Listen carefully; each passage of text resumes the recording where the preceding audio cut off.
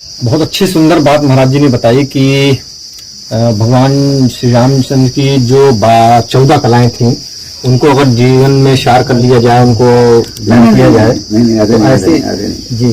तो महाराज जी इसके साथ जो है देखिए 14 देखिए जी, मनुष्य जो है, हर मनुष्य 16 कला का है। हर मनुष्य 16 कला लेके पैदा होता है बच्चा, किसी भी जाति का हो, किसी भी धर्म का हो, किसी भी कुछ भी हो। मनुष्य का जो बालक है मतलब 16 कलाएं, लेकिन जब वो अपने जीवन जो बढ़ता है, जो यौवन अवस्था में या मतलब वृद्धावस्था में, जैसे मतलब उसका जो वहां तक मतलब उसमें कितनी कलाओं को जो है वो मतलब कि कितनी कलाएं उसकी खुल गई और बाकी की सुप्त अवस्था में ही रह जाती हैं। 3-4 कलाओं से पूरा जीवन व्यतीत कर देता है और बाकी की कलाएं सोई की सोई रह जाती हैं उसमें। तो भगवान की जो है, राम की जो है 14 कलाएं जो है उनकी खुली हुई हैं। 14 कलाएं, उसमें 2 कलाएं उनकी जो है वो सुप्त हैं और वो वही वाली हैं, साम दाम दंड भेद और जो है वो जो षटकर्म हैं, जितने षटकर्म। क्योंकि जो अच्छा भी भगवान का है तो बुरा भी भगवान का है, तो बुरे के अंदर जो षटकर्म है वो भी हैं। तो इन षटकर्मों को छोड़ के छल छिद्र ऐसी वाली बात, दम्भ वाली और ये वाली जो षटकर्म वाली बात जो है मतलब वो राम में नहीं है, वो कृष्ण में है। कृष्ण जो 16 कला पूर्ण है, तो उनके अंदर सारी की सारी कलाएं जो भगवान ने दी हुई हैं वो सारी की सारी जागी हुई हैं। हम जैसे साधारण मनुष्य तो हमारी 3 होंगी, 4 होंगी, 5 होंगी, और ज्यादा हमारे घर में 6 हो जाएंगी, है ना, 7-8 हो जाए, है ना। बहुत ज्यादा मतलब जो महापुरुष जैसे जो लोग जो है, महात्मा जैसे लोग जो होते हैं, है ना, तो वो 10-12 तक भी पहुंच जाते होंगे, 10-12 तक आ जाते हैं। लेकिन 14 और 16 मतलब 16 तक तो, और 16 की बात भी ऐसी है कि कृष्ण भगवान का जो चरित्र है उसको मतलब बेबूझ है, उसको समझ पाना बहुत मुश्किल है। रोज आप समझते रहेंगे, आपको एक नई बात उसमें मिलती रहेगी, पूरा उसको समझ ही नहीं सकते। क्योंकि एक आदमी जो सब बातें होंगी, अच्छी वाली भी सब होंगी और ये षटकर्म भी सब होंगे, तो मतलब पता ही नहीं चलेगा कि ये आदमी मतलब कौन है, क्या है, कैसा है। लेकिन वो उसका पूर्ण रूप है, मतलब अच्छा और बुरा दोनों मिलाकर। आदमी जो संसार में चलता है तो वो चुनाव करता है कि ये बुरे को छोड़ दिया, अच्छे को पकड़ना है, और कोई जो है उसने अच्छे को छोड़ दिया, बुरे को पकड़ना है। दोनों प्रकार के व्यक्ति हैं और वो अपने अपने मार्ग में चलते हैं, लेकिन वो चुनाव कर लेते हैं। फिर जहां पे मतलब ये संसार की गति जो चलती रहती है, चुनाव करके जो है वो दोनों पक्षों में जो है वो चलते हैं। चुनाव जो होता है वो एक के विपरीत में दूसरे का होता है। दो में से एक को चुनता हूं तो इसका मतलब कि जो दूसरा वाला जिसको मैंने छोड़ा है उसके मैं पक्ष में नहीं हूं, मैं विपक्ष में हूं, विपरीत उसके होना पड़ेगा। तो इससे जो संघर्ष जो है उत्पन्न होता है, विपरीत के साथ संघर्ष, और जो समभाव है वो खो जाता है। और आदमी का जो जीवन है मतलब एक संग्राम के जैसा, एक युद्ध के जैसा, और हर समय जो है मतलब कि उसी में ही मतलब वो रहेगा, क्योंकि किसी भी घड़ी कुछ भी हो सकता है, तो मतलब हर समय उसमें रहना पड़ेगा उसको। तो वो इतना ज्यादा मतलब उसमें उसको लिप्त कर देता है। ये मतलब मनुष्य के अंदर जो आसक्ति का जो चरम रूप है, किसी चीज में आसक्त होने का मतलब होता है उस चीज को और अपने को एकाकार कर लेना। और ज्यादातर तो मतलब इतना ज्यादा आसक्ति ज्यादा बढ़ती है तो मैं तो खो जाता हूं, मैं वही चीज बन जाता हूं और अपने को भूल जाता हूं, मैं ही कुछ हूं, वही चीज जो है वही मैं हूं और वही वो है। ये मतलब आसक्ति का जो चरम रूप है, और यहां से बाहर निकलना बहुत मुश्किल है, क्योंकि बाहर निकलने वाला ही उसमें घुस गया, बाहर कौन निकलेगा। तो इसमें जो आसक्त हुआ है उसको होना चाहिए, और इस आसक्ति को भी यही आसक्ति है जो कि मतलब पदार्थों से और जो भोग विलासों से जो मतलब हमारे को जोड़ के रखती है। हमारी इसमें आसक्ति, हमने एकता बनाई हुई है, मतलब ये हमारा एक नित्य कर्म जैसा, मतलब एक स्वभाव और एक जो है मतलब आदत जैसा मतलब ये बना हुआ है, और इसको हम नहीं जानते कब बना, कैसे बना, लेकिन ये दोहराने से, बार बार करने से मतलब ये चीज हमारी आ गई। अब इसमें जो भला बुरा जब मतलब हमारी समझ आई, हमने संसार को देखा, इसमें अच्छा है और ये बुरा भी है, तो हमने इसमें चुनाव किया अपने जो है मन बुद्धि के हिसाब से कि मतलब हमको जो अच्छा चाहिए, तो हमने अच्छे को चुन लिया। और अच्छे को चुनने से जो हम बुरे के जो विपरीत में आ गए। और अच्छा बुरा जो है ये एक दूसरे के विपरीत नहीं है, लेकिन जब आदमी मतलब संसार से आगे बढ़ के जब साधु आदमी में प्रवेश करेगा मतलब, तब उसको पता चलेगा कि ये जो है ये विपरीत नहीं है, ये परिपूरक हैं। जितनी नीचाई होगी उसी हिसाब से ऊंचाई होगी, जितनी ऊंचाई बढ़ेगी उतनी नीचाई भी बढ़ेगी। अगर नीचाई है ही नहीं तो ऊंचाई का पता कैसे चलेगा, और अगर ऊंचाई ही नहीं है तो नीचाई का, तो ये एक दूसरे के परिपूरक हैं, एक दूसरे के आधार हैं। एक आधार एक जन्मदाता है। ये जो ऊंचाई है इसने खाई को जन्म दिया, और ये जो खाई है ये जो ऊंचाई का आधार है। अगर ये आधार ना हो तो ऊंचाई हो ही नहीं सकती, है ना। तो ये एक दूसरे से बिल्कुल जुड़े हुए हैं, ये दो विपरीत पहलू हैं और ये एक दूसरे के परिपूरक हैं। एक जो है वो दूसरे का निर्माण कर रहा है, दूसरा जो है पहले का निर्माण कर रहा है, और वो दोनों एक दूसरे का निर्माण करके वो जो ऊपर को जा रहे हैं। ये वस्तु स्थिति है, जो वास्तविकता है वो ये है। और ये जो द्वैत है, ये जो दुई है, ये मतलब हमारा मन जो है, जैसे कि हम देखते हैं संसार को, जो है सृष्टि को, प्रकृति को, और जो हमारी ज्ञान बुद्धि और जो मतलब हमारा रस और जो भी हमारी जो मतलब पूर्ति जो हर प्रकार की भोजन से लेकर और मानसिक रूप से ये बातों की और हर चीज की भाव की, वो जो है इसी से पूर्ति होती है। तो मनुष्य जो है मतलब कि जब ये दोनों पक्षों में मतलब कि वो चुनाव छोड़ देगा जिस दिन कि अच्छा है और बुरा है, इसमें से मैं नहीं चुनता हूं कुछ भी नहीं, यानी जब अच्छा आएगा तो अच्छा धन्यवाद ये भी चला जाएगा, फिर बुरा आएगा तो भी आया ठीक है आजा भाई जा, हो गया।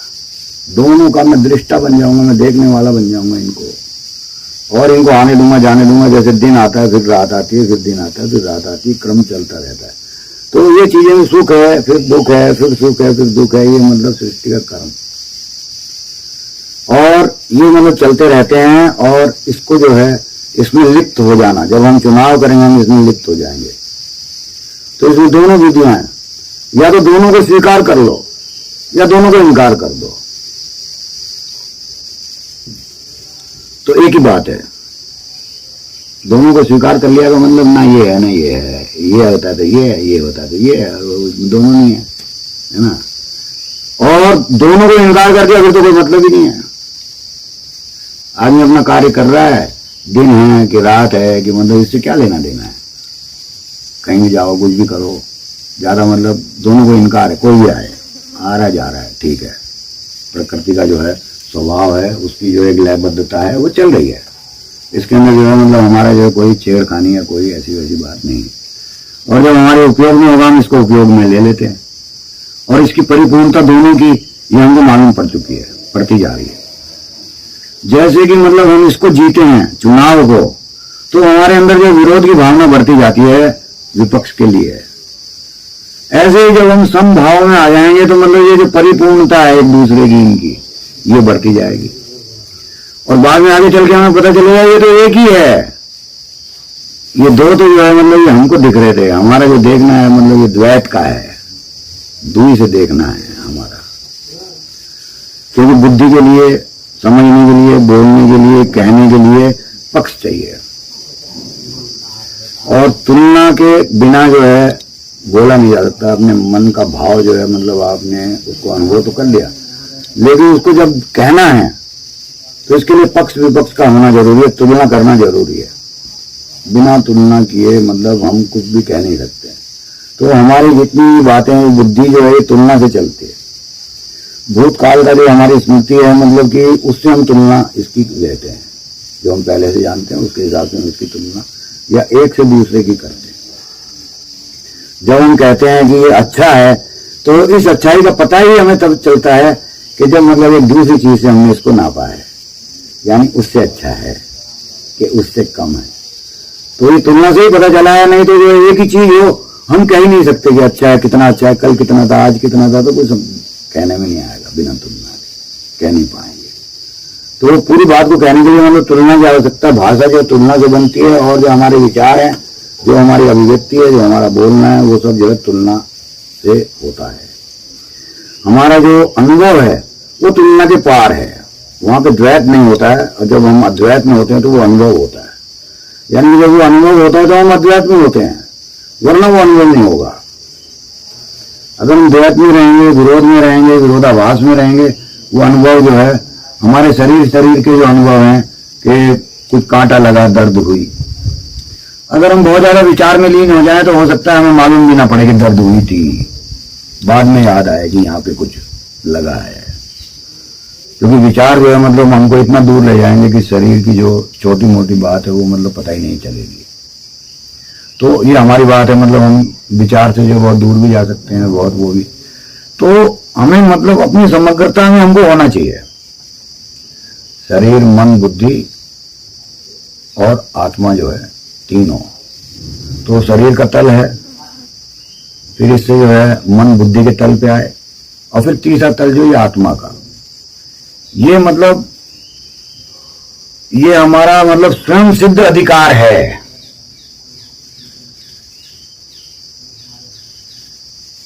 ये स्वयं सिद्ध अधिकार है। मतलब मेरे को एक पूरी किताब मुझे जो है भगवान ने दी, और उसका मैंने एक पन्ने के जो है 4 लाइनें पढ़ के बाकी की रखी हुई, वो पूरी किताब थी, और 4 लाइनों से ही मैं पूरी किताब का हिसाब जो है 5000 किताबों में लिख चुका हूं, 5 लाइनें पढ़ के। लेकिन नहीं, वो पूरी की पूरी पढ़ने योग्य है, और वो पूरी की पूरी जो है जीने योग्य है, और उसको पूरा का पूरा जो है वो मतलब अर्पित उसी को किया जाएगा जो मतलब पूर्ण होगा। और हमने मतलब उसके खंडों को जो है मतलब छुपा के भूल गए, हम रखे इतना दिन हो गए कि मतलब हम भूल गए कि ऐसी कोई चीज भी है।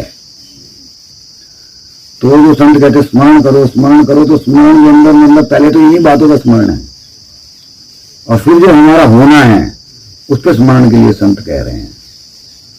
ये जो हमारा करना, ये जो हमारा कर्ता, ये हमेशा याददाश्त में रहता है। और मतलब कोई बात हमारे साथ अच्छी होती है तो इसको अच्छा लगता है, कोई बुरी होती है तो ये बुरा मान जाता है। तो ये मतलब परिस्थितियों के साथ मतलब ये जो है प्रतिक्रिया करता है। लेकिन जो हमारे जो मतलब जो मूलभूत, जो आधारभूत हमारी जो प्यास है, हमारे जो प्रश्न हैं, वो मतलब वो हमारा इंतजार कर रहे हैं, और वो कोई मुश्किल नहीं है, और वो कोई आसान नहीं है, और वो कहीं छुपे हुए नहीं है, वो कहीं खोजने जैसे नहीं है, और वो कोई जो है मतलब हमने उनको रूपांतरित कर करके, रंग रोगन करके उनके चेहरे बदले हुए हैं, मतलब वो इन्हीं में से ही वो निकल जाएंगे, वही हैं ये। हमने जो है मतलब एक संकुचित जो है मानसिक धारा से जो है चीजों को देख देख के मतलब हमको जो ऐसा लगता है, मतलब इस मन को जो अगर स्वतंत्र किया जाए तो खोल के, और पूरा का पूरा मतलब हम जो करते हैं, हम विश्लेषण करते हैं, तो विश्लेषण तो हमने बहुत कर लिए हैं, हमको संश्लेषण भी करना चाहिए। जिन चीजों को हमने तोड़ तोड़ के देखा है, तो उनको जोड़ के भी जो है हमको देखना चाहिए कि जब ये साबित हो जाता है तो ये क्या है। जब हमने टुकड़ों को, हर टुकड़ों को परख लिया, इसका जोड़ जो है टुकड़ों को पहले हमने किया, उनके टुकड़े किए, और एक एक टुकड़े को हमने जो है परखा है, देखा है, जाना है, उसको जो है हमने महसूस किया। और फिर अब इसका संश्लेषण भी जरूरी है, क्योंकि चीज साबुत थी, हमने तोड़ी है, हमको इसको वापस जोड़ना पड़ेगा। और फिर इसका जो मूल स्वरूप है, इसका मूल जो रूप है, तब वो हमें मालूम पड़ेगा। ये कोई मुश्किल नहीं है। वो टुकड़े हमारे पास हैं, उनको जो है लेके हम घूमते रहते हैं। 4 भूले हुए हैं, 4 जो है लेके जेब में, 2 दिखाते रहते, 2 छुपाते रहते। छुपाने वाले भी हैं और दिखाने वाले भी हैं, लेकिन इनको जोड़ के, और जो है जो हमारी वास्तविकता है, जिसको हम कहें सत्य, और जिस सत्य को मतलब कि कहने के बाद जो है जो मतलब कहा गया, जिसे वेद कहते हैं, तो मतलब ये हुआ जो है सनातन। सनातन का अर्थ होता है मतलब कि सत्य की वस्तु स्थिति और उसकी क्रियात्मकता। ज्यादा सृष्टा और ज्यादा सृष्टि की बात नहीं है, जो क्रियात्मकता है इसकी बात है। ज्यादा भगवान की और ज्यादा प्रकृति की, है ना, इसकी बात नहीं है, भगवत्ता की बात है। भगवत्ता, धर्म की बात नहीं है, धार्मिकता की बात है। हमको धार्मिकता को देखना चाहिए, धर्म की बात नहीं है। धर्म की बात तो कपड़ों जैसी है जो हमने पहने हुए हैं, और जो धार्मिकता है वो मतलब कि हमारे हृदय से उद्भूत होने वाली चीज है। हमारे प्राण है वो, मतलब हमारे प्राणों की जो है वो सभ्यता संस्कृति, उसको कहना भी ठीक नहीं है, लेकिन वही है वो भगवान का जो होना है, उस होने की जो सुगंध है, और वो मतलब लुप्त प्राय जैसी मालूम पड़ती है, और उसको लेके हम घूम रहे हैं। मतलब हमारी हास्यास्पद स्थिति है कि मतलब कि हम जो रस का झरना हमारे अंदर बह रहा है, और हम प्यासे जो है सूखे होंठ लेके और कटोरा लेके रेगिस्तान में जो है रेत को हटा हटा के पानी ढूंढ रहे हैं पागलों के जैसे, और हमारे भीतर जो रस का जो झरना है वो बहा जा रहा है, कोई अंत नहीं है, लेकिन हमें उसका पता नहीं है। हम ये बाहर वाले पानी को जानते हैं, भीतर का हमें ज्ञान ही नहीं है। तो हमारे अंदर जो है मतलब कि जो स्वाध्याय की कमी है। हर व्यक्ति को जो कुछ समय जो स्वाध्याय करना चाहिए, ताकि उसको अपना भी पता चले। संसार का पता, जानकारी तो मतलब इसके साधन बहुत हैं, और इसको करना भी एक अच्छी बात है। चलो, हम संसार में रहते हैं तो हमें मालूम पड़ना चाहिए कैसे संसार में हम रह रहे हैं, और संसार में क्या क्या बातें होती हैं, और व्यक्ति का जो भाव है वो जो है कैसा कैसा जो है वर्तमान का जो है उसका एक हमको जो उसका पता चलता है कि मतलब उस युग में ऐसे थे, इस युग में ऐसे थे, तो ये हमारा युग चल रहा है तो इसमें ऐसे है, इसको मालूम करना अच्छी बात है। लेकिन जो व्यक्तिगत रूप से जो है मेरी वास्तविकता जो है, इसका मुझे पता होना ही चाहिए, चाहे मुझे इनका पता ना हो, वो और ज्यादा महत्वपूर्ण है। क्योंकि मैं यहाँ पर वर्तमान में हूं, तो मेरे होने का ही अगर मुझे अपने ही पता नहीं है, तो फिर मैं इतने पते करके और इतने दूर दूर के जो भटक के फायदा क्या है। तो अपना पता और अपने को जो भूलना है, यही हमारी गहरी से गहरी जो है प्यास है। और इस प्यास को जो हमने धन की प्यास, पद की प्यास, यश की प्यास और समृद्धि की प्यास, सुख की प्यास, ऐसी प्यासों के अंदर तोड़ तोड़ के जो है हमने नहरें निकाल के जो है इसको हम बेकार किए जा रहे हैं। ये सारी नहरें जो है एक मरुस्थल में जाती हैं, और वहां पे जो है जाते ही वो रस जो है वो पता ही नहीं चलता किधर गया। और जब हम वहां पहुंचते हैं तो मतलब कि कुछ भी नहीं मिलता है, और मतलब कि हम प्यास ही प्यास रह जाती है, धूप ही धूप रह जाती है, कोई छाया कहीं नहीं है दूर दूर तक। ऐसी स्थिति में जो है अपने को पहुंचाना मतलब ये ठीक नहीं है, क्योंकि हमारा जो शरीर, मन, बुद्धि ये भगवान का दिया हुआ है, और अगर हम इसके साथ अगर कोई जास्ती अगर करते हैं तो हम भगवान के ही साथ मतलब जो है अन्याय कर रहे हैं, उसकी जास्ती कर रहे हैं। दूसरे के साथ जो है दूसरे का हित करना, दूसरे का जो है परोपकार करना, ये तो अच्छी बात है, लेकिन हम भी तो भगवान के बनाए हुए हैं, दूसरे जब हैं तो हम भी तो हैं। तो अपने को तकलीफ देना नाजायज और बिना मतलब के, और वो स्वार्थ भी ऐसे हैं कि अगर वो मतलब मेरे को मिल भी जाते हैं, वो स्वार्थ ऐसे हैं कि जैसे ही मुझे मिलते हैं वो बेकार हो जाते हैं। जब तक वो मुझे नहीं मिलते तब तक तो वो ऐसे दिखते हैं जैसे कोई हीरे हों, और जैसे ही मेरे हाथ में आते हैं वो कंकर पत्थर बन जाते हैं। और मतलब मैं रोज देखता हूँ, और फिर मैं जो है चलता रहता हूँ, और वही कंकर पत्थर जो है मैंने पीछे ढेर लगे हुए हैं। मेरे पद चिन्ह तो नहीं है, लेकिन वो कंकर पत्थर देख के कोई भी जो है, मैं रोज देखता हूँ कि मेरे आगे भी लोग निकले जा रहे हैं, और मैं सोच रहा हूँ कि मुझे जो बैठ जाना चाहिए, कि वापिस चलना चाहिए, कि क्या करना चाहिए, कि आगे जाना चाहिए। और ये मतलब एक व्यर्थ की जो है कोल्लू के बैल के जैसा घूमना है कि यात्रा तो बहुत की और पहुंचे कहीं नहीं, परिश्रम पूरा किया। तो मतलब परिश्रम को बहा देना, और मतलब कि जरा सी बात के पीछे तो मतलब ये मनुष्य जो उसकी जो श्रेष्ठता, उसकी जो बुद्धि है, उसकी जो बात है, उसके ऊपर जो मतलब विशेष एक कृपा है भगवान की, उसको नकारना, उससे इनकार करना और उसके प्रति जो है किसी प्रकार का मतलब कि भाव ना होना, ये मतलब उसके खुद के लिए, मनुष्य के लिए हानिकारक है, हानिकारक हो रहा है। तो ये मतलब इतनी हानि अपने को पहुंचाना जो है, ये कोई भी बुद्धिमानी का या कोई भी तर्क संगत ये कोई कार्य नहीं है। ज्यादातर बातें तो मतलब हमारे ना समझने से ही होती है। और ना समझना, अपने को ना समझना और समझना जो है, ये कोई बड़ी बात नहीं है, कोई वो बात नहीं है। इसमें कोई पढ़े लिखे की, कोई ज्ञान की, बुद्धि की, कोई गणित की आवश्यकता नहीं है। स्वयं का जो है तो ये बिल्कुल आसान है। तो इसको और फिर हम जो है चरित्र जो है पढ़ते हैं, हम राम के, कृष्ण के जो है हम रामायण पढ़ते हैं, हम जो तीर्थ यात्रा करते हैं और राम की कहानी जो हम रोज सुनते हैं, हमको मुंह जबानी याद है, हम बच्चों को भी सुनाते हैं। लेकिन जो राम की जो बात है मतलब कि उसको हम नहीं समझते हैं, उसको कभी ध्यान नहीं करते हैं कि ये जो हमारे साथ भी इससे मिलकर जुलकर कुछ हुआ था और हमने क्या किया था और ये राम क्या कर रहे हैं। हमने कभी तुलना नहीं की, जो कि तुलना में हम श्रेष्ठ हैं। हम अपनी तुलना किसी से भी कर सकते हैं, राजा हरिश्चंद्र से भी कर सकते हैं कि मैं हमेशा सच बोलता हूँ, लेकिन राम से नहीं कर रहे हैं। और जबकि हम राम की जो बात, जो हरिश्चंद्र से ज्यादा राम को जानते हैं। हरिश्चंद्र जी की तो एक घटना जो है जीवन की, राम का तो जन्म से लेकर आए पूरा का पूरा जीवन चरित्र जानते, कैसे आए और कैसे गए संसार में।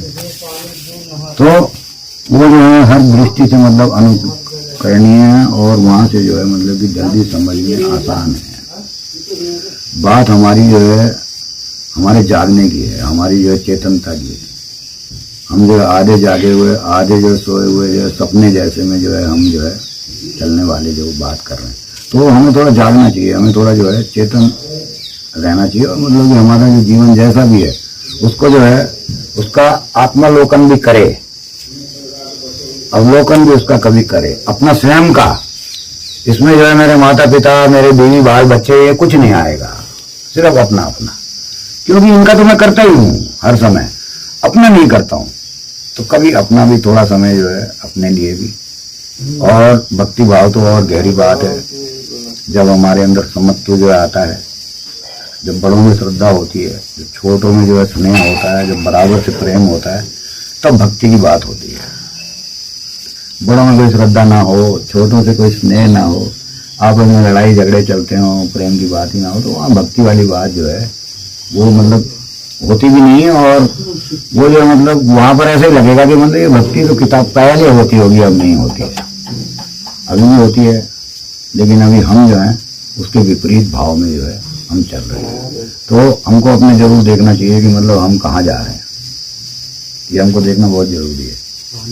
और जो रामायण है, राम की जो कथा है, ये मतलब बिल्कुल आसान है इस बात को समझने के लिए कि हम कहाँ जा रहे हैं और मतलब हम क्या कर रहे हैं और हमारा जो है हमको क्या मिल रहा है।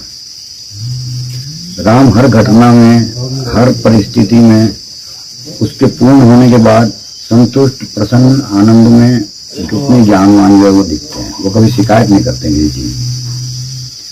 वो लताओं से पूछ तो रहे हैं कि सीता कहाँ गई, तुमने देखा क्या, लेकिन वो ले जाने वाले वो गाली नहीं दे रहे कि उसकी ऐसी की तैसी मिल जाए तो मैं जो है उसका क्या हाल करूंगा, ऐसा नहीं है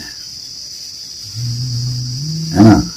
और वहां पर भी जो है वो अपने दूध भेजते हैं और मतलब कि सीता को वापस जो है वो एकदम से नहीं जाके जो है सोते हुए ऊपर चढ़ाई कर देते हैं। उसको हर युक्ति से जो है अपने दूध भेजते हैं, वो उनको बताते हैं। रावण जब मतलब युद्ध के ऊपर आ जाता है तब युद्ध होता है। और उस युद्ध में भी रावण का जो भाग्य है वो ऐसा है कि उसका भाई जो है वो मतलब कि शत्रु सेना में, वो राम के साथ है। और रावण को पता है, विभीषण के जाते ही रामायण में आता है कि मतलब जब विभीषण वहां से राज दरबार से चले राम के लिए, तो उस दरबार में जो जो भी था सब आयुहीन हो गए। अब उनकी आयु का भरोसा, क्योंकि ये लड़ेंगे और मरेंगे। अब आयु वाली बात ही खत्म हो गई कि मैं सोचूं मतलब मेरी आयु उतनी है, अब मैं आगे चल के ये करूंगा वो करूंगा, वो बातें खत्म हो गई। वर्तमान की स्थिति को उन्होंने गंभीर ऐसा कर दिया कि अभी फैसला होगा, बाद की बाद में देखेंगे। तो ये रावण की बात, उसको जैसा मतलब जैसा आदमी कर्म करता है उसके सामने जो है वैसा ही उसको मिलता है। इसलिए किसी दूसरे का दोष, इसका जो है मतलब ज्यादा विश्लेषण करने की जरूरत नहीं है। ये मतलब प्रकृति का पक्का नियम है कि जो जैसा कर्म करता है उसके हिसाब से उसको जो है, और विज्ञान का सिद्धांत है मतलब हर क्रिया की जो है प्रतिक्रिया होती है, और अगर आप प्रतिक्रिया करेंगे तो उसकी विपरीत क्रिया भी होगी। वही विपरीत प्रतिक्रिया है, क्रिया की जो है प्रतिक्रिया होती है। अगर क्रिया हुई है तो उसकी प्रतिक्रिया भी होगी। ऐसा नहीं हो सकता क्रिया हो और प्रतिक्रिया ना हो। तो ये विज्ञान का भी सिद्धांत है, और ये जो है आध्यात्म का भी जो है मतलब कि ज्ञान का भी जो मूल सिद्धांतों में प्रकृति के सिद्धांत जो है वो परिवर्तनशील प्रकृति है, तो उसके सिद्धांत भी मतलब परिवर्तित हो जाते हैं, होते रहते हैं, नए होते जाते हैं, उनके अंदर संशोधन होता जाता है। लेकिन कुछ सिद्धांत जो है वो ऐसे हैं कि वो जैसे के तैसे वैसे ही हैं, उनके अंदर संशोधन की कोई जो है आवश्यकता नहीं है और उनकी कोई संभावना नहीं है। उसमें से मतलब एक ये है कि जो जैसा मैं करता हूँ वैसा ही मुझे मिलेगा। जो जैसा करेगा उसको वैसा उसके हिसाब से मिलेगा। मेरे कर्म से ही प्रतिकर्म मेरे साथ जो मतलब फल उसका आएगा, फलादेश, वो मतलब वो प्रतिकर्म मेरा कर्म का प्रतिकर्म होगा।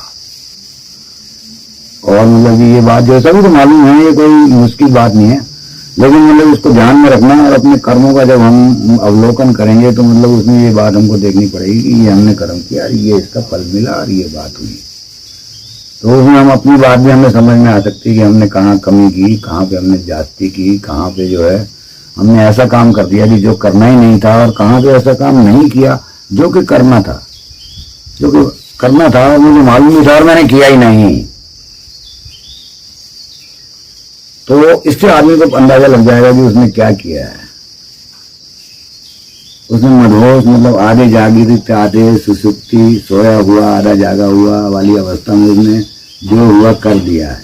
नहीं, आदमी को थोड़ा जागना जो है, जागरण जो है ये भी आदमी के लिए है, और निद्रा भी आदमी के लिए है, स्वप्न भी आदमी के लिए है। तो जब ये स्वप्न और निद्रा जो है हम इसको जो है उपभोग करते हैं, तो मतलब कि जागरण का भी करना चाहिए। तीसरा गुण ये है, इसको खाली नहीं छोड़ा जा सकता है, तो इसका भी उपयोग जितना उसका करते हैं उतना इसका भी करो। तीनों का बराबर सामने आ जाएगा तो फिर जागरण अपने आप बढ़ता जाएगा। फिर हमको करने की आवश्यकता नहीं है, प्रयास शुरू हमको करना पड़ेगा। और ये सहज क्रियाएं जो है ये हमारी हैं, ये सहज रूप में हमसे ऐसा ही होता है, लेकिन हम जो है हम असहज हैं। अभी हम प्रतिक्रियात्मक हो गए हैं, हम क्रिया नहीं करते हैं। कोई बात पहले होती है फिर उसकी प्रतिक्रिया हम करते हैं। हर काम हमारा प्रतिक्रिया रूप है, क्रिया करने जैसे हम नहीं है। उसके लिए जागृत आदमी चाहिए, उसके अंदर जो है वर्तमान में होना जरूरी है, उसके अंदर जो है ताजा नया हर प्रकार से जो है, और निडर, और हर बात में मतलब साहसी और ऐसा होना जरूरी है।